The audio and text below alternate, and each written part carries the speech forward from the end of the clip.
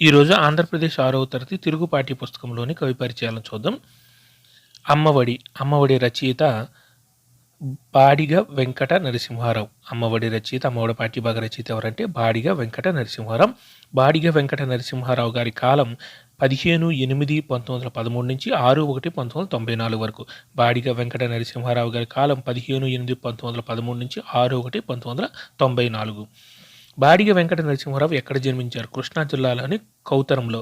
బాడిగ వెంకట నరసింహారావు గారు ఎక్కడ జన్మించారండి? కృష్ణా జిల్లాలోని కౌతరంలో. బాడిగ వెంకట నరసింహారావు రచనలు: బాలరసాలు, పాలబడి పాటలు, ఆవు హరిశ్చంద్ర, బాలతనం, చిన్నారి లోకం, పూల బాలలు, ఋతువాణి వంటి 17 పుస్తకాలు పిల్లల కోసం రచించారు. బాడిగ వెంకట నరసింహారావు రచనలు గుర్తుపెట్టుకోండి: బాలరసాలు, పాలబడి పాటలు, ఆవు హరిశ్చంద్ర, బాలతనం, చిన్నారి లోకం, పూల బాలలు. మ్యాక్సిమం అన్నింటిలో కూడా బా అనేది వస్తుంది. బాడిగ వెంకట నరసింహం బాలరసాలు, బాడిగ వెంకట నరసింహం బాలరసాలు, నెక్స్ట్ బాలతనం, పూల బాలలు. ఈ 3 సింపుల్గా గుర్తుపెట్టుకోవచ్చు. తర్వాత పాలబడి పాటలు, ఇందులో కూడా బాగుంది. పాలబడి పాటలు, ఆవు హరిశ్చంద్ర, చిన్నారి లోకం, ఋతువాణి వంటి 17 పుస్తకాలు పిల్లల కోసం రచించారు. బాలబంధుగా ప్రసిద్ధులు: బాడిగ వెంకట నరసింహారావు గారు. బాలబంధుగా ప్రసిద్ధులు ఎవరంటే బాడిగ వెంకట నరసింహారావు గారు. బాల సాహిత్యాన్ని ఉద్యమ స్ఫూర్తితో వ్యాప్తి చేయడం తన జీవిత ధ్యేయంగా పెట్టుకున్నవారు బివి నరసింహారావు. బివి నరసింహన్న బాడిగ వెంకట నరసింహారావు గారు అని ఒకటే. బాల సాహిత్యాన్ని ఉద్యమ స్ఫూర్తితో వ్యాప్తి చేయడం తన జీవిత ధ్యేయంగా పెట్టుకున్నవారు బివి నరసింహారావు గారు.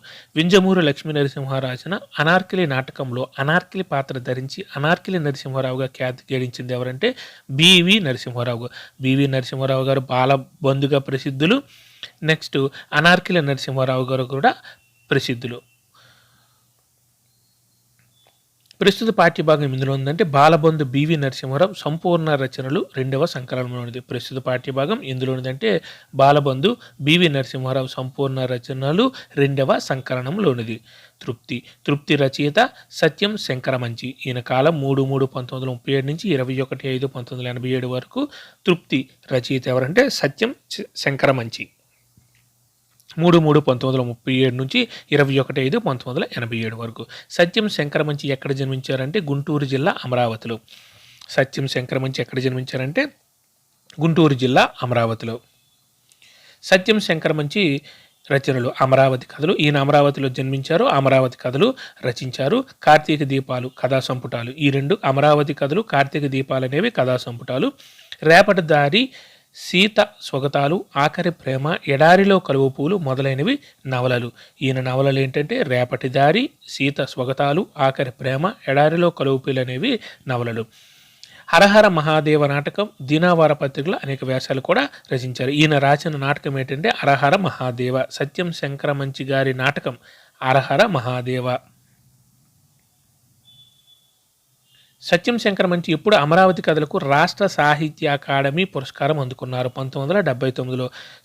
సత్యం శంకరమంచి గారు అమరావతిలో జన్మించారు. అమరావతి కథలు రచించారు. దీనికి రాష్ట్ర సాహిత్య అకాడమీ పురస్కారం 1979లో వచ్చింది. ఈ పాఠం ఎందులోనిది? సత్యం శంకరమంచి రాసిన అమరావతి కథలోని. పాఠం కూడా అమరావతి కథలలోనిది. ఈ పాఠం ఎందులో ఉందంటే సత్యం శంకరమంచి రాసిన అమరావతి కథలలో ఉంది. మాకొద్దీ తెల్లదనం రచయిత గరిమెల్ల సత్యనారాయణ. కాలం 14/7/1993 నుంచి 18/12/1952. మాకొద్దీ తెల్లదొరతనం రచయిత గరిమెల్ల సత్యనారాయణ 14/7/1993 నుంచి 18/12/1952. గరిమెల్ల సత్యనారాయణ ఎక్కడ జన్మించారంటే శ్రీకాకుళం జిల్లా నరసన్నపేట తాలూకా గూనెపాడులో. గరిమెల్ల సత్యనారాయణ ఎక్కడ జన్మించారంటే శ్రీకాకుళం జిల్లా నరసన్నపేట తాలూకా గూనెపాడులో. గరిమెల్ల సత్యనారాయణ స్వాతంత్ర సమరయోధులు, కవి, రచయిత. గరిమెల్ల సత్యనారాయణ గారు స్వాతంత్ర సమరయోధులు, కవి, రచయిత. గరిమెల్ల సత్యనారాయణ గారి రచనలు: 1921లో స్వరాజ్య గీతములు, 1923లో హరిజనుల పాటలు, 1926లో ఖండకావ్యాలు, భక్తి గీతాలు, బాలగీతాలు రాశారు. గరిమెల్ల సత్యనారాయణ గారి రచనలు: 1921లో స్వరాజ్య గీతములు రచించారు.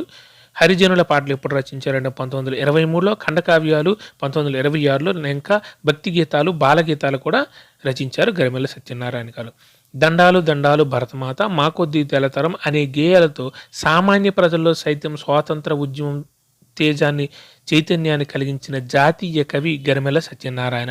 మాకొద్దీ తెల్ల దొరతనము, దండాలు దండాలు భరతమాత అనే గేయాలతో సామాన్య ప్రజల్లో సైతం స్వాతంత్ర ఉద్యమ ఉత్తేజాన్ని, చైతన్యాన్ని కలిగించిన జాతీయ కవి గరిమెల్ల సత్యనారాయణ. దేశభక్తి కవితలు రాసి జైలు శిక్ష అనుభవించిన వారిలో మొదటివారు గరిమెల్ల సత్యనారాయణ గారు. దేశభక్తి కవితలు రాసి జైలు శిక్ష అనుభవించిన వారిలో మొదటివారు ఎవరంటే గరిమెల్ల సత్యనారాయణ గారు. సమయస్ఫూర్తి రచయిత కందుకూరి వీరేశలింగం గారు. ఈయన కాలం 16/4/1848 నుంచి 27/5/1919. సమయస్ఫూర్తి రచయిత కందుకూరి వీరేశలింగం గారు. ఈయన కాలం 16/4/1848 నుంచి 27/5/1919. కందుకూరి వీరేశలింగం ఎక్కడ జన్మించారంటే రాజమండ్రిలో జన్మించారు. కందుకూరి వీరేశలింగం ఎక్కడ జన్మించారంటే రాజమండ్రిలో జన్మించారు. కందుకూరి వీరేశలింగం గారి రచనలు రాజశేఖర చరిత్రము, ఇది అందరికీ తెలిసి బాగా గుర్తుంటుంది, సత్యరాజ పూర్వదేశ యాత్రలు, హాస్య సంజీవని, సతీహిత బోధిని, ఆంధ్ర కవుల చరిత్ర మొదలైనవి. కందుకూరి వీరేశలింగం గారి రచనలు రాజశేఖర చరిత్రము, సత్యరాజ పూర్వదేశ యాత్రలు, హాస్య సంజీవని, సతీహిత బోధిని, ఆంధ్ర కవుల చరిత్ర మొదలైనవి కందుకూరి వీరేశలింగం గారి రచనలు. కందుకూరి వీరేశలింగం సంఘ సంస్కర్త, నవయుగ వైతాళికులు, విద్యావేత్త కూడా. కందుకూరి వీరేశలింగం గారు సంఘ సంస్కర్త, నవయుగ వైతాళికులు, విద్యావేత్త కూడా. కందుకూరి వీరేశలింగం బిరుదు గద్యతిక్కన. కందుకూరి వీరేశలింగం బిరుదు గద్యతిక్కన. సమయస్ఫూర్తి పాఠానికి మూలం కందుకూరి వీరేశలింగం అనువదించిన పంచతంత్ర కథలలోని విగ్రహం అనే భాగంలోని కథ. ఈ సమయస్ఫూర్తి పాఠానికి మూలం ఏంటంటే కందుకూరి వీరేశలింగం అనువదించిన పంచతంత్ర కథలలోని విగ్రహం అనే భాగంలోని కథ. సుభాషితాలు. ఇందులో కవి, కాలం, శతకం చూద్దాం. కవి నార్ల చిరంజీవి. ఈయన 20వ శతాబ్దం చెందినవారు. తెలుగు పూల శతకం రచించారు. తెలుగు పూల శతకాన్ని రచించింది నార్ల చిరంజీవి గారు.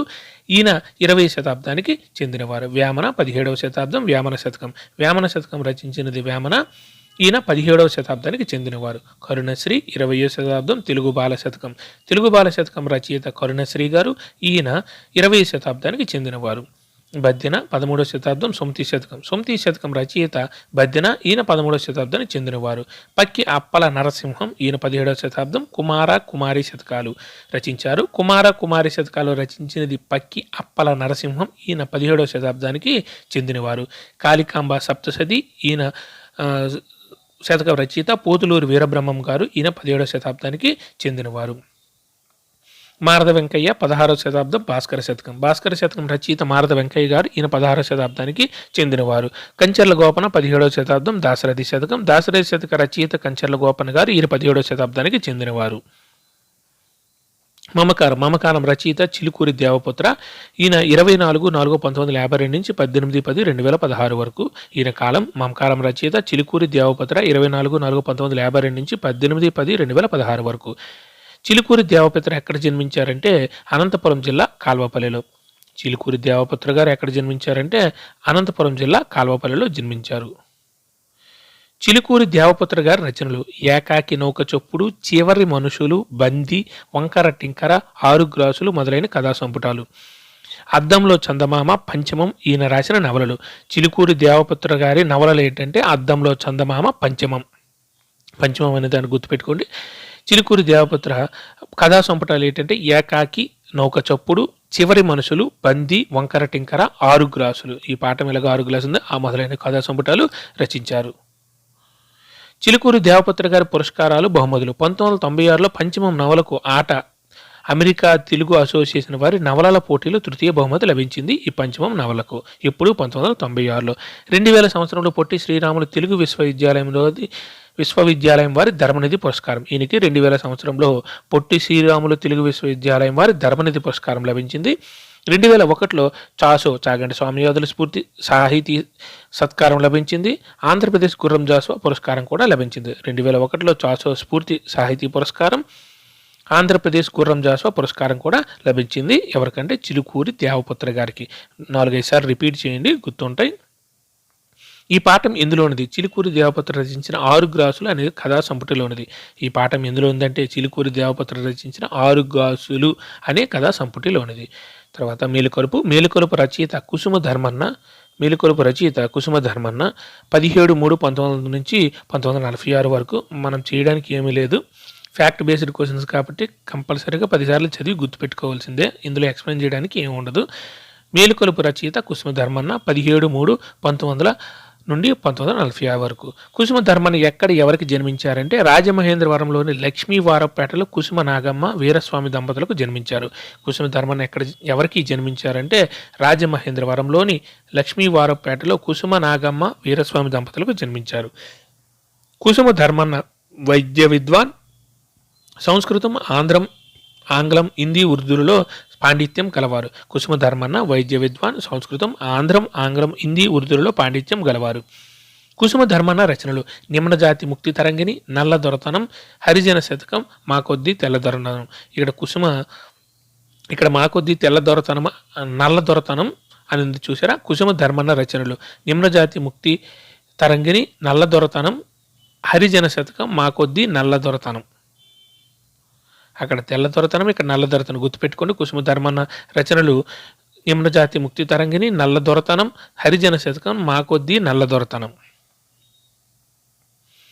దళిత వర్గం నుండి అతి కష్టం మీద చదువుకుని పైకి వచ్చి తిరిగి ఆ చదువును తన జాతి మేలు కోసం వెచ్చించిన అతి కొద్ది మంది దళిత విద్యావంతులు ఒకరు కుసుమ ధర్మన్న. దళిత వర్గం నుండి అతి కష్టం మీద చదువుకొని పైకి వచ్చి తిరిగి ఆ చదువుకు తన జాతి మేలు కోసం వెచ్చించిన అతి కొద్ది మంది దళిత విద్యావంతులు ఎవరంటే కుసుమ ధర్మన్న. చదువుకున్న రోజుల్లోనే సంఘ సంస్కరణ అభిలాష కలిగి ఎవరి చేత ప్రభావితం అయ్యారంటే కందుకూరి వీరేశలింగం చేత ఈ కుసుమ ధర్మన్న గారు చదువుకున్న రోజుల్లోనే సంఘ సంస్కరణ అభిలాష కలిగి ఎవరి చేత ప్రభావితం అయ్యారంటే కందుకూరి వీరేశలింగం గారిచే. ఎవరి ద్వారా స్ఫూర్తి పొంది అంటరానితనాన్ని నిర్మూలించాలనే లక్ష్యంతో తప్పించిన తొలి దళిత కవి తొలిత కుసుమ ధర్మన్న అంబేద్కర్ స్ఫూర్తితో. ఎవరి ద్వారా స్ఫూర్తి పొంది అంటే అంబేద్కర్ ద్వారా స్ఫూర్తి పొంది అంటరానితనాన్ని నిర్మూలించాలనే లక్ష్యంతో తప్పించిన తొలి దళిత కవి ఎవరంటే కుసుమ ధర్మన్న. తొలి దళిత కవి కుసుమ ధర్మన్న ఎవరి స్ఫూర్తితో అంటరానితనాన్ని నిర్మూలించాలనే లక్ష్యంతో తప్పించారంటే అంబేద్కర్ స్ఫూర్తితో. మేలుకొలుపు పాఠ్య భాగం ఎక్కడి నుంచి గ్రహించబడింది? కుసుమ ధర్మన్న రచించిన హరిజన శతకం అనుబంధం నుండి. మేలుకొలుపు పాఠ్య భాగం ఎక్కడి నుంచి గ్రహించబడింది అంటే కుసుమ ధర్మన్న రచించిన హరిజన శతకం. మాకొద్ది నల్ల దొరతనం ఈయనది, మాకొద్ది తెల్ల దొరతనం అనేది గరిమెల్ల సత్యనారాయణ గారిది. గరిమెల్ల సత్యనారాయణ గారి రచన మాకొద్ది తెల్ల దొరతనం. కుసుమ ధర్మన్న గారి రచన మాకొద్ది నల్ల దొరతనం. గుర్తుపెట్టుకోండి. ఎక్కడ మనసు నిర్భయంగా ఉంటుందో. రవీంద్రనాథ్ ఠాగూర్ కాలం 7/5/1861 నుంచి 7/8/1941 వరకు. రవీంద్రనాథ్ ఠాగూర్ విశ్వకవి, చిత్రకారుడు, సంగీతకర్త, విద్యావేత్త. రవీంద్రనాథ్ ఠాగూర్ గారు విశ్వకవి, చిత్రకారుడు, సంగీతకర్త, విద్యావేత్త.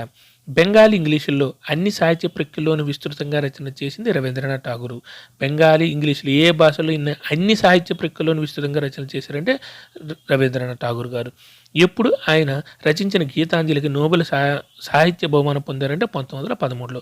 ఎప్పుడు రవీంద్రనాథ్ ఠాగూర్ రచించిన గీతాంజలికి నోబెల్ సాహిత్య బహుమానం పొందారంటే 1913లో. ఇది గుర్తుపెట్టుకోండి. జాతీయోద్యమ కాలంలో దేశాన్ని మేలుకొల్పిన మహనీయుడు రవీంద్రనాథ్ ఠాగూర్. జాతీయోద్యమ కాలంలో దేశాన్ని మేలుకొల్పిన మహనీయుడు రవీంద్రనాథ్ ఠాగూర్. పై కవిత ఇందులోనిదంటే గీతాంజలిలోనిది. పై కవిత ఇందులోనిదంటే గీతాంజలిలోనిది. గుడిపాటి వెంకటాచలం గారి కాలం 18/5/1994 నుంచి 4/5/1979. గుడిపాటి వెంకటాచలం గారి కాలం 18/5/1994 నుంచి 4/5/1979 వరకు. గుడిపాటి వెంకటాచలం కవి, కథా రచయిత, నవలాకారుడు, నాటకకర్త, వ్యాసకర్త. గుడిపాటి వెంకటాచలం గారు కవి, కథా రచయిత, నవలాకారుడు, నాటకకర్త, వ్యాసకర్త. తెలుగు వచనాన్ని సానబెట్టిన రచయిత గుడిపాటి వెంకటాచలం గారు. తెలుగు వచనాన్ని సానబెట్టిన రచయిత ఎవరంటే గుడిపాటి వెంకటాచలం గారు. స్త్రీ స్వేచ్ఛ గురించి, సమానత్వాన్ని గురించి పరితపించినది ఎవరంటే గుడిపాటి వెంకటాచలం గారు. స్త్రీ స్వేచ్ఛ గురించి, సమానత్వాన్ని గురించి పరితపించినది ఎవరంటే గుడిపాటి వెంకటాచలం గారు. ఉపాధ్యాయుడిగా, పాఠశాల పర్యవేక్షకుడిగా తాను గమనించిన అంశాలను దృష్టిలో పెట్టుకుని రచించిన పుస్తకం బిడ్డల శిక్షణ.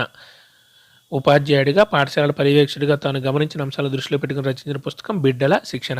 విద్యను, పెంపకాన్ని మేళవించవలసిన అవసరాన్ని గుర్తించిన అరుదైన పిల్లల ప్రేమికుడు గుడిపాటి వెంకటాచలం. విద్యను, పెంపకాన్ని మేళవించవలసిన అవసరాన్ని గుర్తించిన అరుదైన పిల్లల ప్రేమికుడు ఎవరంటే గుడిపాటి వెంకటాచలం. ధర్మనిర్ణయం పాఠానికి ఆధారం ఏంటంటే విశ్వనాథ సత్యనారాయణ ఆంధ్ర ప్రశస్తి శ్రీ కనకదుర్గ ఆలయ స్థల మహత్యం. ధర్మనిర్ణయం పాఠానికి ఆధారం ఏంటంటే విశ్వనాథ సత్యనారాయణ గారి ఆంధ్ర ప్రశస్తి శ్రీ కనకదుర్గ ఆలయ స్థల మహత్యం అనేది ఆధారం. త్రిజట స్వప్నం రచయిత ఆత్కూరి మల్ల. ఈవిడ 16వ శతాబ్దానికి చెందినవారు. త్రిజట స్వప్నం రచయిత ఎవరంటే ఆత్కూరి మల్ల. ఈవిడ 16వ శతాబ్దానికి చెందిన కవయిత్రి. ఆత్కూరి మల్ల ఎక్కడ జన్మించారంటే కడప జిల్లాలోని గోపవరంలో. ఆత్కూరి మల్ల ఎక్కడ జన్మించారంటే కడప జిల్లాలోని గోపవరంలో. ఆత్కూరి మల్ల రామభక్త కవయిత్రి. ఆవిడ రామభక్తురాలు మరియు కవయిత్రి కూడా. ఆత్కూరి మల్ల ఎవరి యొక్క భక్తురాలు అంటే రాముని భక్తురాలు. ఈవిడ కవయిత్రి. ఆత్కూరి మల్ల రచనలు మొల్ల రామాయణం. ఆత్కూరి మల్ల రచనలు ఏంటంటే మొల్ల రామాయణం. ఈ రామాయణంలో ఎన్ని పద్య గద్యాలు ఉన్నాయి? ఈ మొల్ల రామాయణంలో ఎన్ని పద్య గద్యాలు ఉన్నాయంటే 871. మొల్ల రామాయణంలో ఎన్ని పద్య గద్యాలు ఉన్నాయంటే 871. శ్రీ విద్యకు దూరంగా ఉన్న రోజుల్లో మొల్ల రామాయణాన్ని చక్కని పదాలతో సరళంగా రమణీయంగా రాసినది ఆత్కూరి మల్ల. శ్రీ విద్యకు దూరంగా ఉన్న రోజుల్లో మొల్ల రామాయణాన్ని చక్కని పదాలతో సరళంగా రమణీయంగా రాసినది ఎవరంటే ఆత్కూరి మల్ల. తెలుగు సాహితీవనంలో పద్యాలనే మల్లెల పరిమళాలను వెదజల్లి చిరకీర్తిని మూటగట్టుకున్న కవయిత్రి ఆత్కూరి మల్ల. తెలుగు సాహితీవనంలో పద్యాలనే మల్లెల పరిమళాలను వెదజల్లి చిరకీర్తిని మూటగట్టుకున్న కవయిత్రి ఎవరంటే ఆత్కూరి మల్ల. త్రిజట స్వప్నం పాఠం ఎందులో ఉందంటే మొల్ల రాసిన రామాయణంలోని సుందరాకాండలోనిది. ఈ త్రిజట స్వప్నం పాఠం ఎందులో ఉందంటే మొల్ల రాసిన రామాయణం అంటే మొల్ల రామాయణంలోని సుందరకాండలోనిది. డూడు బసవన్న రచయిత రావూరి భరద్వాజ్ గారు. ఈయన కాలం 5/7/1927 నుంచి 18/10/2013 వరకు. డూడు బసవన్న రచయిత రావూరి భరద్వాజ్ గారు. ఈయన కాలం 5/7/1927 నుంచి 18/10/2013 వరకు. రావూరి భరద్వాజ్ ఎక్కడ జన్మించారంటే గుంటూరు జిల్లా తాడికొండలో. రావూరి భరద్వాజ్ ఎక్కడ జన్మించారంటే గుంటూరు జిల్లా తాడికొండలో జన్మించారు. రావూరి భరద్వాజ్ రాసిన తొలి కథ విమల. ఇది గుర్తుపెట్టుకోండి. రావూరి భరద్వాజ్ గారి రాసిన తొలి కథ ఏంటంటే విమల. ఆల్రెడీ వచ్చింది, నేను సెకండ్ టైం చదువుతున్నాం ఈయన గురించి. రావూరి భరద్వాజ రచనలు అపరిచితులు, కథాసాగరం వంటి 37 కథా సంపుటాలు, ఉడితమ్మ ఉపదేశం, కీలుగురం వంటి 43 పిల్లల కథలు, కరిమింగిన వెలగపండు, జలప్రలయం వంటి 17 నవలలు ఈయన రచనలు. రావూరి భరద్వాజ్ గారి రచనలు అపరిచితులు, కథాసాగరం వంటి 37 కథా సంపుటాలు. అపరిచితులు, కథాసాగరం అనేవి కథా సంపుటాలు. అలాంటివి ఏంటంటే 37 రచించారు. ఉడితమ్మ ఉపదేశం, కీలుగురం వంటి 43 పిల్లల కథలు. పిల్లల కథల్లో ఉడితమ్మ ఉపదేశం, కీలుగురం అనేవి పిల్లల కథలు. అటువంటివి 43 రచించారు. కరిమింగిన వెలగపండు, జలప్రలయం వంటి 17 నవలలు. కరిమింగిన వెలగపండు, జలప్రలయం వంటి 17 నవలలు. కరిమింగిన వెలగపండు, జలప్రలయం అనేవి నవలలు. కీలుగురం, ఉడితమ్మ ఉపదేశం అనేవి కథలు. అపరిచితులు, కథా సాగరం అనేవి కథా సంపుటాలు. రావూరి భరద్వాజ్ గారు ఏ నవలకు జ్ఞానపీఠ పురస్కారం వరించిందంటే పాకుడురాళ్ళు నవలకు. రావూరి భరద్వాజ్ గారు ఏ నవలకు జ్ఞానపీఠ పురస్కారం వరించినదంటే పాకుడురాళ్ళు నవలకు. రావూరి భరద్వాజ్ గారు పొందిన పురస్కారాలు: జ్ఞానపీఠ పురస్కారం, కళాప్రపూర్ణ, కేంద్ర సాహిత్య అకాడమీ పురస్కారం, సోవియట్ భూమి నెహ్రూ పురస్కారం, రాజ్యలక్ష్మి ఫౌండేషన్ అవార్డు, గోపీచంద్ జాతీయ సాహిత్య పురస్కారం, కళారత్న ఆంధ్రప్రదేశ్ ప్రభుత్వం నుండి, లోక్ నాయక్ ఫౌండేషన్ పురస్కారం. రావూరి భరద్వాజ్ గారు పొందిన పురస్కారాలు: జ్ఞానపీఠ పురస్కారం, కళాప్రపూర్ణ, కేంద్ర సాహిత్య అకాడమీ పురస్కారం, సోవియట్ భూమి నెహ్రూ పురస్కారం, రాజ్యలక్ష్మి ఫౌండేషన్ అవార్డు, గోపీచంద్ జాతీయ సాహిత్య పురస్కారం, కళారత్న ఆంధ్రప్రదేశ్ ప్రభుత్వం నుండి, లోక్ నాయక్ ఫౌండేషన్ పురస్కారం. ప్రస్తుత పాఠ్యభాగం ఎక్కడి నుంచి తీసుకుందంటే జీవన సమరం అనే యథార్థ జీవుల యథార్థ గాథల పుస్తకం నుంచి ఇది తీసుకోవడం జరిగింది. ప్రస్తుత పాఠ్యభాగం ఎక్కడి నుంచి తీసుకోబడిందంటే జీవన సమరం అనే యథార్థ జీవుల యథార్థ గాథల పుస్తకం నుండి. ఎంత మంచి వారమ్మ, ఇది ఉపవాచకం. ఇది శ్రీ వెన్నెలకంటి రాఘవయ్య యానాదులు అనే పుస్తకం నుండి సంక్షిప్తం. ఈ ఎంత మంచి వారవమ్మ అనేది ఎక్కడదంటే శ్రీ వెన్నెలకంటి రాఘవయ్య గారి యానాదులు అనే పుస్తకం నుండి సంక్షిప్తం. వెన్నెలకంటి రాఘవయ్య కాలం 4/6/1897 నుంచి 24/11/1981 వరకు. వెన్నెలకంటి రాఘవయ్య గారి కాలం 4/6/1897 నుంచి 24/11/1981 వరకు. నెల్లూరు గాంధీగా పేరు పొందినది రాఘవయ్య గారు. నెల్లూరు గాంధీగా పేరు పొందినవి ఎవరంటే రాఘవయ్య గారు. రాఘవయ్య గారు స్వాతంత్ర సమరయోధులు, సంఘ సేవకులు, చరిత్రకారులు. రాఘవయ్య గారు స్వాతంత్ర సమరయోధులు, సంఘ సేవకులు, చరిత్రకారులు కూడా. స్వాతంత్ర సమరంలో సహాయ నిరాకరణ ఉద్యమంలో పాల్గొని ఎన్ని నెలలు జైలు శిక్ష అనుభవించారంటే 21 నెలలు. నెల్లూరు గాంధీగా ప్రసిద్ధించిన రాఘవయ్య గారు స్వాతంత్ర సమరంలో సహాయ నిరాకరణ ఉద్యమంలో పాల్గొని 21 నెలలు జైలు శిక్ష అనుభవించారు. వీరిని ఎప్పుడు భారత ప్రభుత్వం పద్మభూషణ్ ఇచ్చి గౌరవించిందంటే 1973లో. రాఘవయ్య గారికి భారత ప్రభుత్వం పద్మభూషణ్ ఎప్పుడు ఇచ్చి సత్కరించిందంటే 1973లో.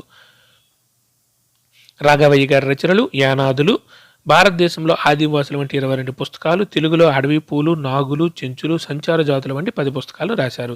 రాఘవయ్య గారి రచనలు: యానాదులు, భారతదేశంలో ఆదివాసుల వంటి 22 పుస్తకాలు, తెలుగులో అడవి పూలు, నాగులు, చెంచులు, సంచార జాతుల వంటి 10 పుస్తకాలు రచించారు రాఘవయ్య గారు. Thank you.